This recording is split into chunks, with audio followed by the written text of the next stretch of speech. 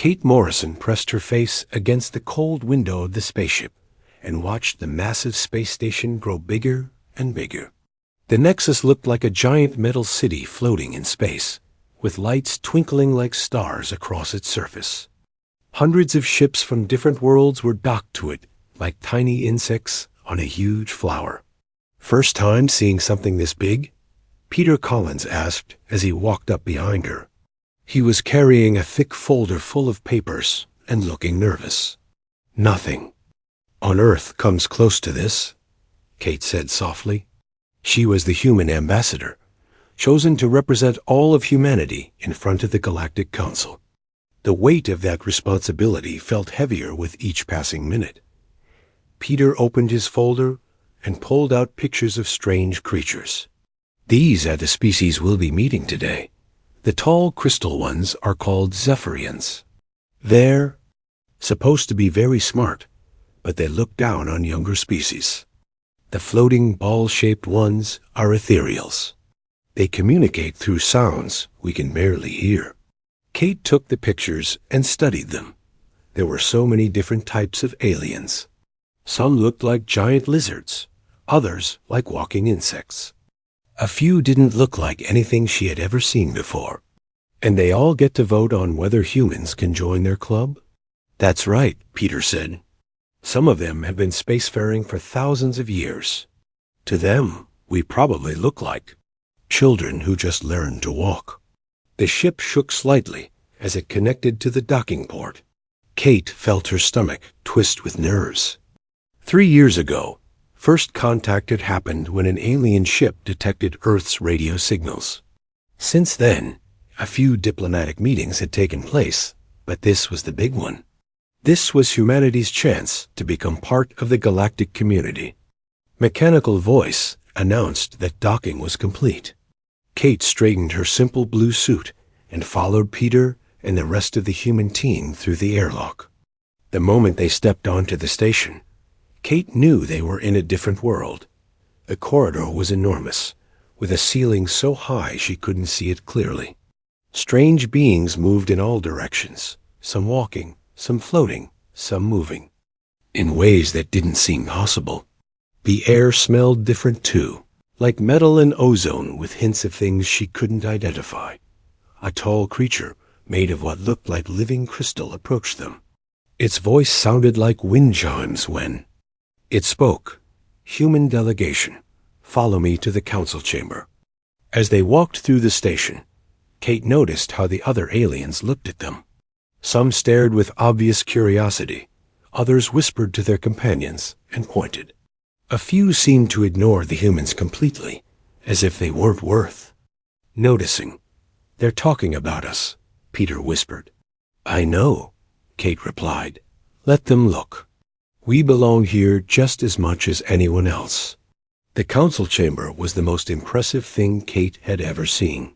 It was shaped like a giant bowl, with seats arranged in circles going up and up until they disappeared into shadows. Hundreds of different species filled the seats, creating a rainbow of colors and shapes that hurt her eyes to look at. Directly at the center of it all sat the High Arbitrator, an ancient being called Kronos.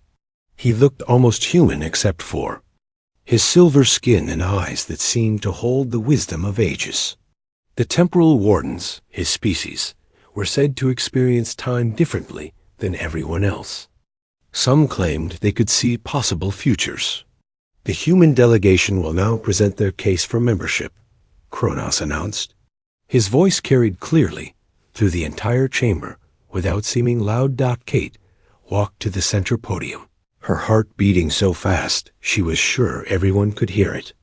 She looked up at the hundreds of alien faces staring down at her and took a deep breath. "Honored members of the Galactic Council," she began, "I come before you today to speak for humanity and our desire to join this great community of worlds."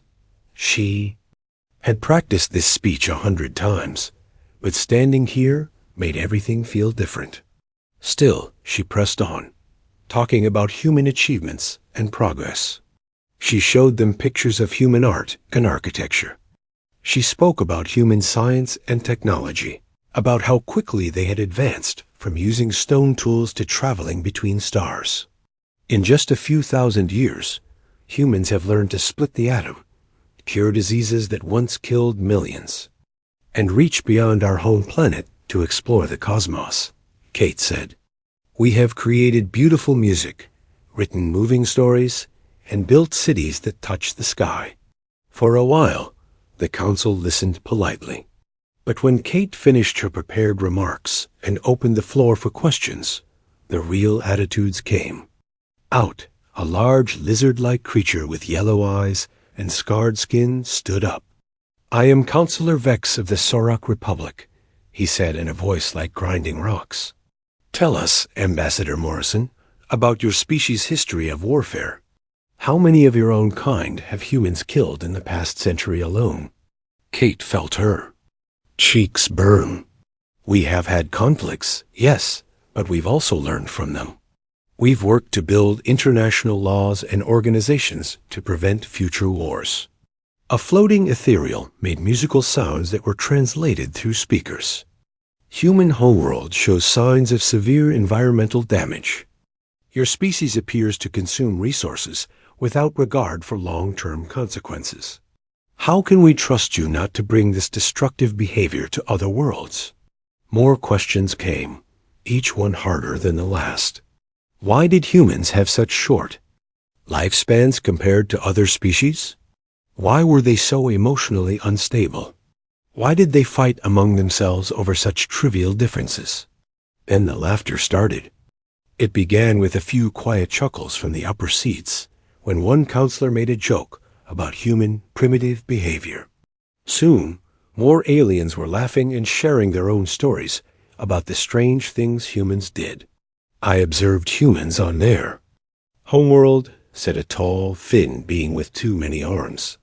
"They keep small animals in their homes for no practical purpose and talk to them as if they could understand.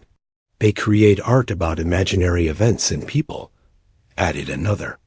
"They spend time and resources on stories that never happened.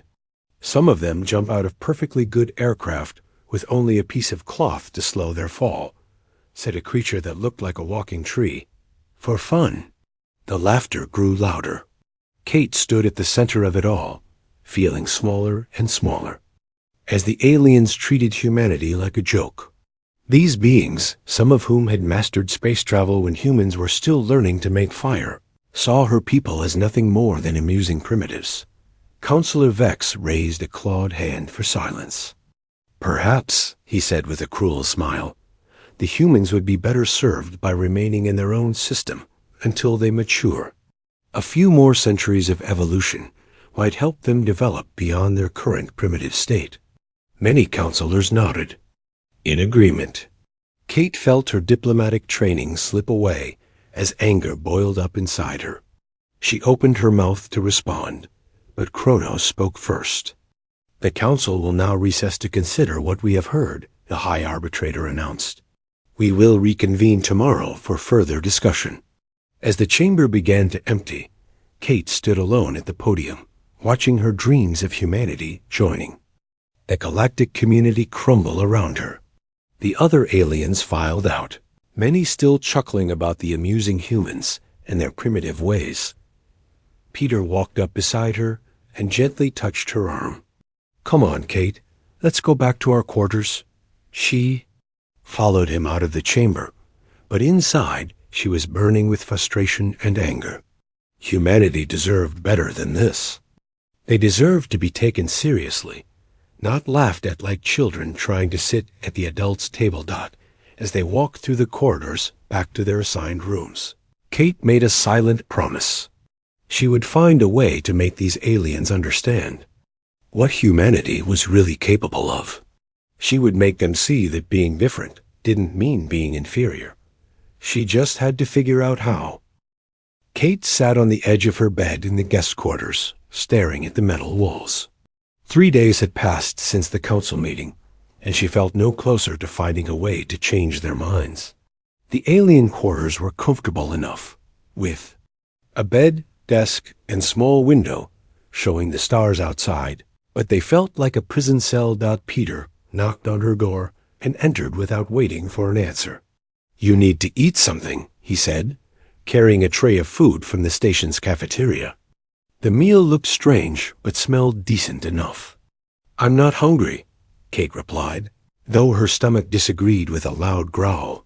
Peter set the tray down anyway and pulled up a chair. "Linda has been monitoring the galactic news feeds. You're not going to like what she found." Kate looked up at him with tired eyes. "How bad is it?" "Bad. Our arrival here has become entertainment for half the galaxy. There are betting pools on how quickly we'll be rejected. Some aliens are sharing videos of our presentation and adding their own commentary. Most of it isn't kind." Kate put her head in her hands. "So we're a joke across the entire galaxy now?" "It gets worse," Peter continued. "Alex has been listening to conversations in the common areas. A lot of species think we shouldn't have been invited at all. They're calling us upstart primitives who got lucky with spaceflight technology." Alex Turner, their security chief, had been doing his best to blend in with the other species on the station. His job was to keep the human delegation safe, but he had also become their eyes and ears for what the aliens really thought about them. Linda Hayes, their communications specialist, pushed the door open and walked in. Her face was pale, and her hands were shaking slightly. "Kate, you need to see this," she said, holding up a small device that showed. Galactic news feeds dot the screen displayed a panel discussion between several alien commentators. Kate recognized some of the species from the council chamber. They were discussing the human problem with the same tone people might use to talk about a minor inconvenience. "The humans are clearly not ready for galactic citizenship," said a creature that looked like a walking flower. "Perhaps in another 1,000 years, after they've evolved beyond their current barbaric state." "I disagree," replied a being made of shifting colors. "I think they could serve a useful purpose. Every civilization needs workers for dangerous or unpleasant tasks. The humans seem well suited for that kind of work." Kate felt sick to her stomach, but she kept watching. The discussion continued with various aliens suggesting different ways to handle the human situation. None of them involved treating humans as equals. "Turn it off," Kate said quietly. "There's more," Linda replied. "Several council members have been giving interviews. They're not even pretending to consider us seriously anymore." Kate stood up and walked to the small window. Outside, she could see ships from dozens of different worlds coming and going from the station. Each one represented a species that had earned their place in the galactic community. Meanwhile, humanity was being discussed like a problem to be solved. "We need to do something," she said finally. "We can't just sit here and let them dismiss us without a real fight." Peter opened his mouth to respond, but Alex burst through the door before he could speak. "Kate, you need to come with me right now," he said urgently. "There's something happening in Recreation Area 7 that you need to see." They followed Alex through the station's corridors until they reached a large open space filled with comfortable seating areas and what looked like bars serving drinks to different species. Kate could see groups of aliens socializing, conducting business, and relaxing after their official duties. Alex led them to a position where they could observe without being easily noticed. In the center of the area, a group of council members had gathered around Counselor Vex. The large lizard-like Sorak was entertaining them with stories, and Kate realized with growing horror that the stories were about humans. And then, Vex was saying with obvious amusement, the human soldiers charged directly into the enemy fire, screaming and waving their weapons above their heads. No tactics, no strategy, just pure animal aggression. Thousands of them died for a few meters of worthless ground. The other aliens laughed at this description of human warfare. A floating ethereal made musical sounds that were translated as, "How did such a species ever survive long enough to reach space?" "Luck, mostly," replied a tall, thin creature with silver skin, "and breeding. They reproduce so quickly that they can afford to lose large numbers in their constant conflicts. Kate felt her hands clench into fists, but Peter grabbed her arm. Before she could move forward, they needed to hear more before acting. Vex continued his performance. I have observed footage of their entertainment.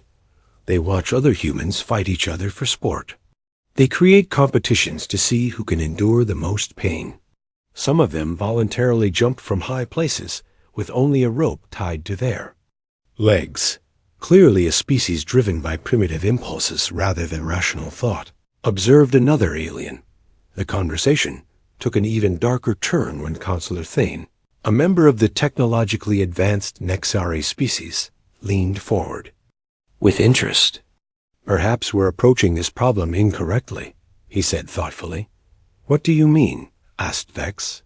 The humans are strong, durable, and apparently willing to take risks that more civilized species would avoid. They could serve as an excellent labor force for dangerous occupations. Mining operations, hazardous material cleanup, exploration of hostile environments. Tasks that are beneath more evolved species. Several aliens nodded approvingly at this suggestion. Kate heard one of them say, "It would be more humane than simply rejecting them outright.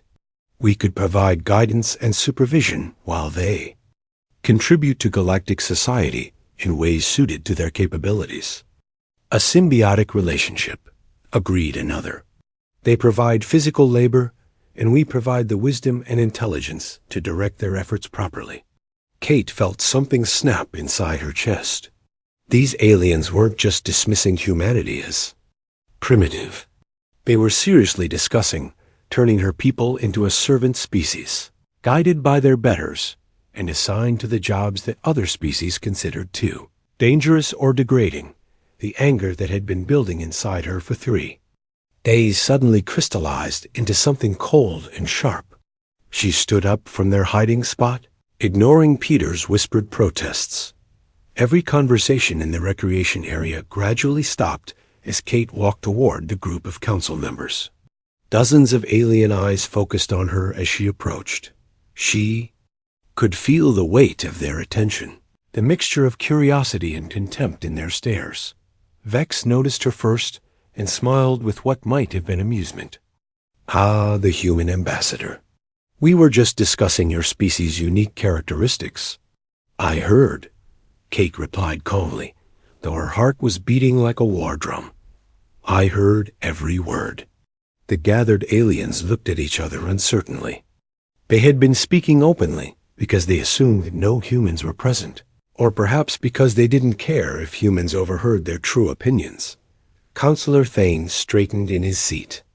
Ambassador Morrison, surely you understand that we were merely exploring all possible options for human integration into galactic society. Integration, Kate repeated slowly. Is that what you call slavery now? An uncomfortable silence fell over the recreation area. Other aliens throughout the space had stopped their own conversations to watch the confrontation developing between the human ambassador and the council members. You misunderstand our intentions, said the ethereal delegate, through its translator. We were suggesting a mutually beneficial arrangement that would allow humans to contribute to galactic civilization while learning from more experienced species. Kate looked around at all the faces watching her. Dozens of species, hundreds of individuals, all waiting to see how the primitive human would react to learning her place in their grand civilization. She realized that this moment was more important than any formal council session. This was where real opinions were shared, where honest thoughts were expressed. If she was going to change minds, it wouldn't be through carefully prepared speeches in official chambers. It would be here, now, in front of everyone who mattered. Kate took a deep breath and opened her mouth to speak, knowing that whatever came out would determine humanity's future among the stars.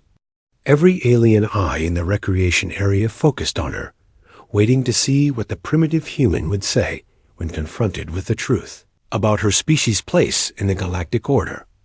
The silence stretched on as Kate gathered her thoughts, preparing. to either save her people's dignity or confirm every prejudice these aliens held about humanity. In that moment, the entire future of human-alien relations balanced on the edge of whatever word she chose to speak next. Kate looked around at all the alien faces staring at her. The recreation area had gone completely quiet. Even the background music had stopped playing. Every creature in the room was waiting to see what the human would do now that she had heard their real opinions. "Do you know what we call courage?" Kate asked, her voice carrying clearly through the silent space. The question seemed to confuse some of the aliens. Counselor Vex tilted his large head to one side. "Courage? What does that have to do with anything?" "Everything," Kate replied.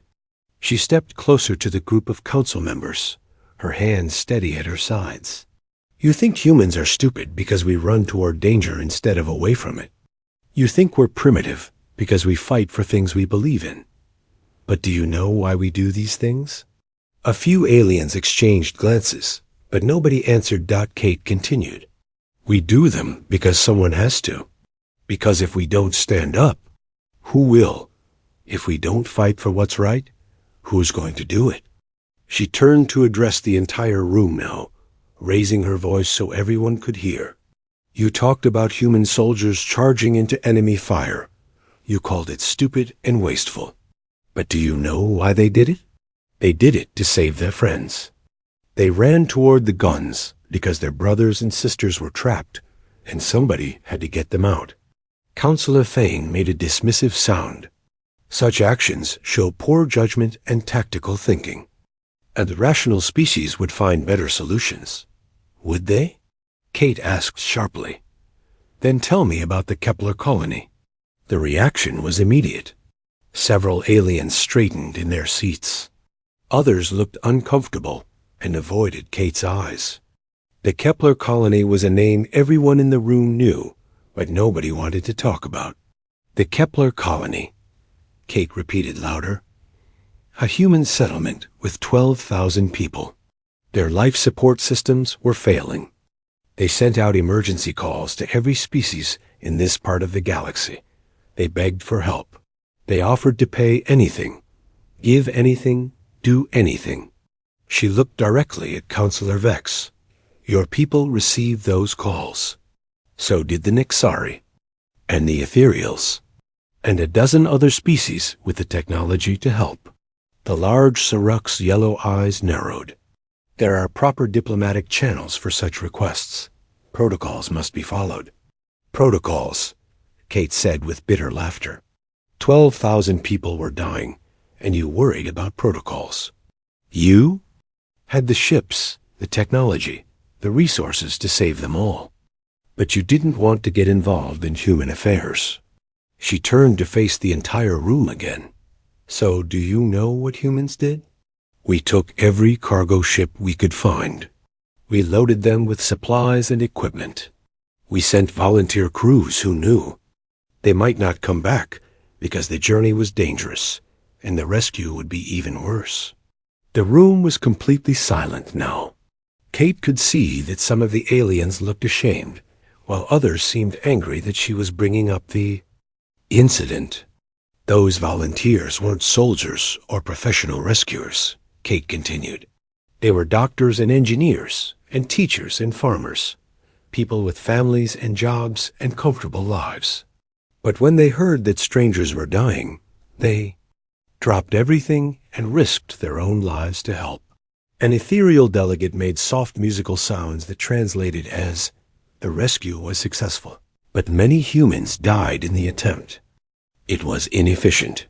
Kate felt anger flash through her like lightning. "Inefficient? We saved 12,000 lives.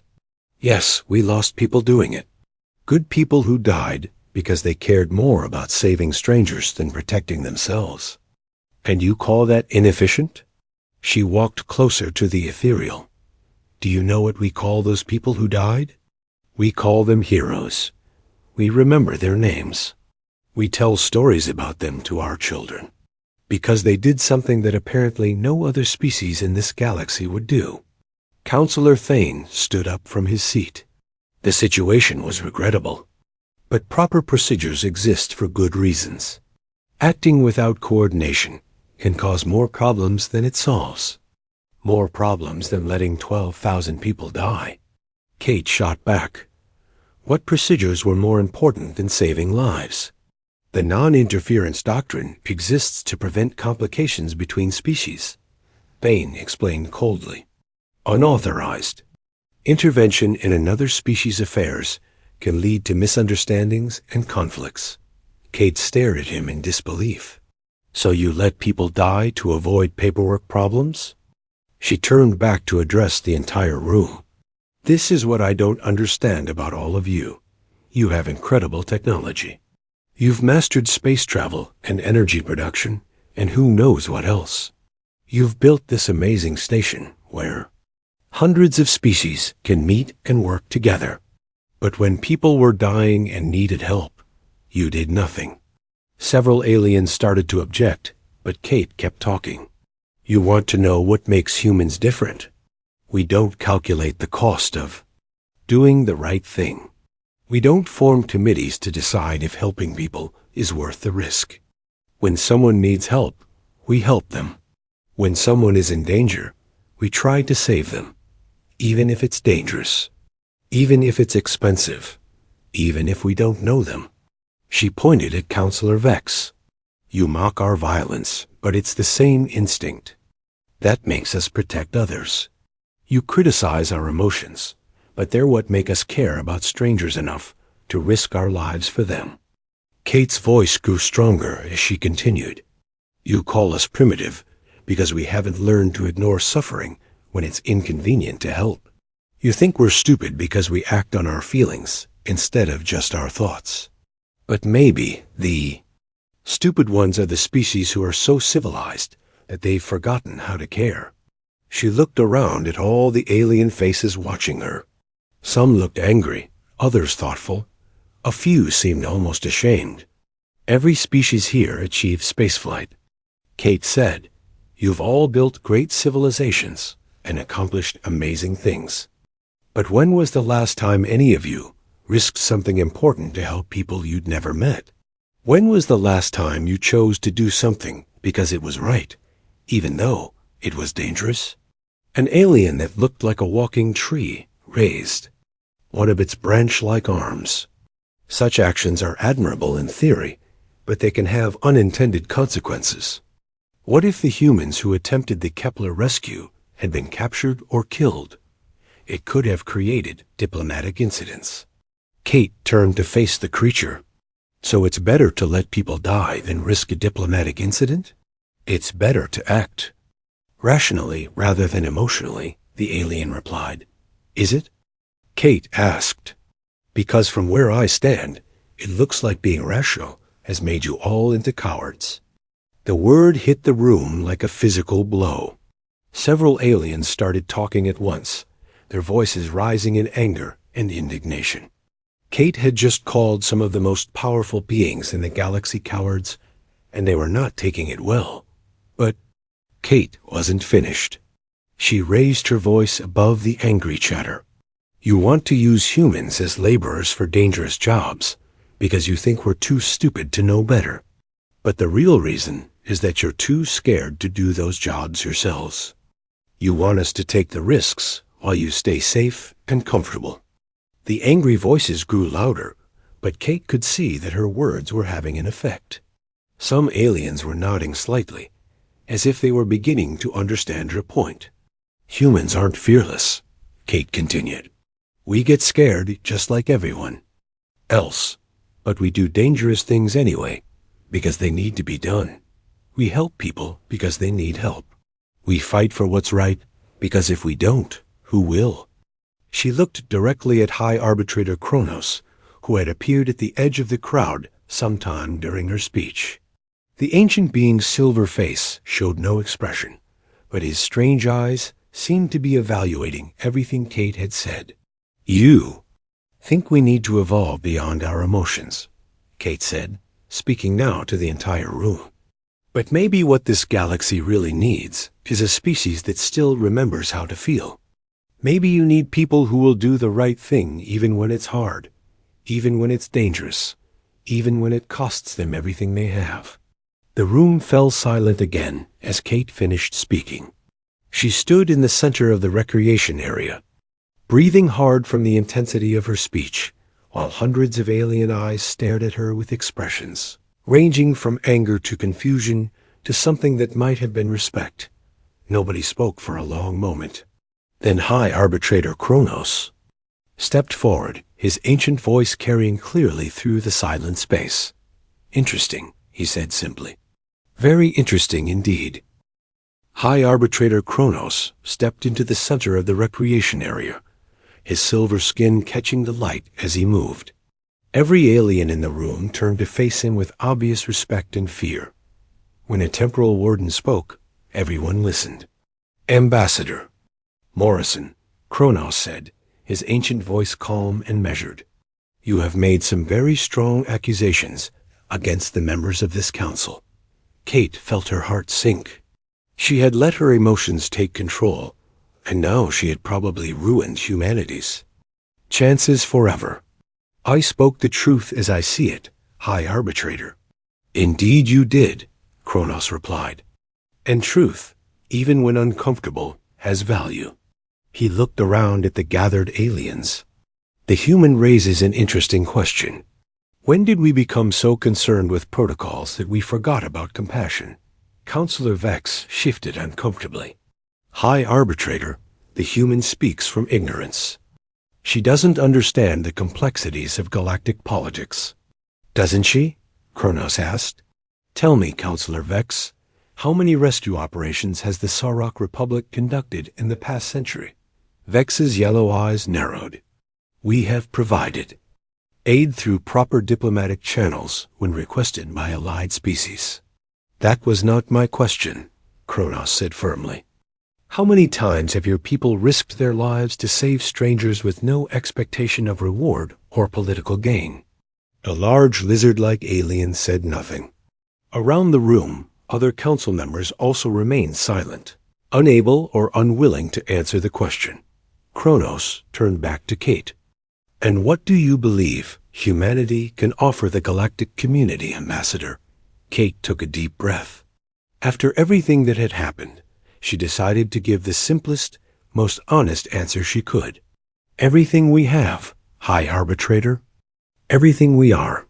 "Explain." Kate looked around at all the alien faces watching her. Some still looked hostile, but others seemed genuinely curious about what she would say next. "Humans aren't the smartest species in the galaxy," she began. "We're not the strongest or the most advanced. We don't live as long as many of you, and we make mistakes that more experienced species would avoid." She paused, choosing her words carefully. "But we're the species that will volunteer for the dangerous missions. We're the ones who will help. People we've never met because it's the right thing to do. We're the ones who will stand up and fight when everyone else is calculating whether it's worth the risk." Counselor Thane stood up from his seat. "High Arbitrator, surely you cannot be seriously considering membership for such an unstable species. Their emotional responses make them unpredictable." "Do they?" Kronos asked. "Or do they make them reliable? In ways we have forgotten?" He gestured toward Kate. "When the Kepler colony was dying, could we predict what humans would do?" "They would attempt a rescue regardless of the danger," Thane admitted reluctantly. "Exactly," Kronos said. "Predictably. Unpredictable. They will always choose to help, even when logic suggests they should not." He looked around at the assembled council members. "When was the last time any of our species could be counted on with such certainty to do the right thing?" The room fell silent again. Kate could see that Kronos' words were having an impact on some of the aliens. Though others still looked skeptical, an ethereal delegate made musical sounds that translated as, "But their methods are so inefficient. Many humans died in the Kepler rescue. A more organized approach would have saved more lives." "Would it?" Kronos asked. "How long would a more organized approach have taken? How many committees would have needed to meet? How many forms would have needed to be filled out? Would the colonists have survived long enough for your organized approach to help them? The ethereal had no answer. Kronos continued speaking to the entire room. We have become very good at finding reasons not to act. We have protocols and procedures for everything. We have turned caution into an art form. But in our quest to avoid making mistakes, we have also learned to avoid making difficult choices. He gestured toward Kate again. The humans do not have this problem. They make choices quickly, even when those choices are hard. Even when those choices might cost them dearly. Over the next 2 days, the formal council deliberations took place behind closed doors. Kate and her team waited anxiously in their quarters, while reports filtered back about heated debates in the council chambers. Some species argued that humanity's emotional nature made them dangerous and unpredictable. Others worried that human willingness to act without careful planning could disrupt the careful balance of galactic politics. But other voices were also being heard. Species that had remained silent during the initial presentations began to speak up. Some shared their own observations about human behavior during various crises. Others admitted that they had been impressed by human determination and resourcefulness. The turning point came when Councillor Vex himself requested permission to address the full council. Kate learned about this from Peter, who had been monitoring communications traffic between the council chambers. Vex is speaking right now, Peter told her as they sat in the small guest quarters. Linda is trying to pick up the audio feed. Linda Hayes worked frantically with her equipment until finally she managed to tap into the council's communication system. Vex's voice came through clearly, speaking to the assembled representatives. I have spent much time thinking about the human ambassador's words, the Sarok warrior was saying. She called us cowards, and I was angry. But upon reflection, I realize she may have been correct. Kate felt her breath catch in her throat. Vex continued, my people were once warriors, who valued courage above all else. We fought for honor, for our families, for what we believed was right. But as we became more civilized, we also became more cautious. We learned to calculate risks and weigh outcomes. We became very good at finding reasons not to fight, not to risk, not to act. There was a pause before he spoke again. Perhaps we have become too civilized. Perhaps we need to remember what it means to act with courage instead of just wisdom. The humans may be emotional and unpredictable, but they are also willing to sacrifice for others. When did we lose that willingness? The audio feed cut out, but Kate had heard enough. One of her harshest critics was now speaking in favor of humanity. The final vote took place the next morning. Kate and her team were called to the main council chamber to hear the results. As they walked through the corridors of the station, Kate noticed that other aliens looked at them differently now. Instead of amusement or contempt, she saw curiosity and something that might have been respect. High Arbitrator Kronos stood at the center of the chamber as the human delegation took their seats. The Galactic Council has reached a decision regarding humanity's application for membership, he announced. Kate held her breath. By a vote of 437 in favor, 212 against, with 63 abstentions, the Council grants humanity provisional membership in the Galactic Coordination Council. The chamber erupted in a mixture of applause and protest. Kate felt tears running down her cheeks as the reality of what had just happened sank in. Humanity had been accepted. Provisional membership will be reviewed after a probationary period of 5 standard years, Kronos continued. During this time, human representatives will have full participation rights in council proceedings. As the formal session concluded, something unexpected happened. Delegates from dozens of species approached the human delegation. Some offered trade agreements, others proposed cultural exchanges. Several mentioned specific situations where they believed human involvement could make a positive difference. Kate found herself talking to a representative from a species called the Ventari. "We have a mining operation where workers have been trapped by cave-ins," the alien explained. "The rescue is considered too dangerous for our people to attempt. Would humans be willing to help?" Before Kate could answer, another alien interrupted. "My world is dealing with a disease outbreak. We need medical volunteers who are willing to work in contaminated areas.